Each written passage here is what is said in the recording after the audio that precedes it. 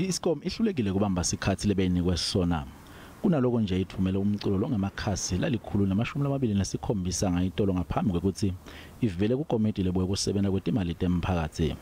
Le komiti ithi lokuletha kwalomculo sekusele kancane ukuthi ivele kule komiti kwende ingakhona ukuthi ilungiselela. Lichazele sisendo seISCOM njengaleso lesibi lathi kuphinze kumosha imali yabakhokhi inzela.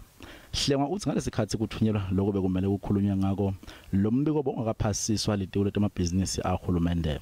Leli tiko lithi lithole lo mbiko ngelesihlanu. I'm not prepared to subject the committee to a public perception that when we are preparing for meetings, when asking questions, we are just ticking boxes, and to make ignorance out of us, to make fools out of us publicly as if we are unable to deal with the matters with the seriousness that it deserves.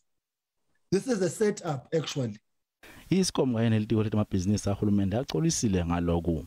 I find it totally unacceptable that at this late stage, I think we were unable actually to respond in accordance to what you requested us to do so long ago. That's the first point.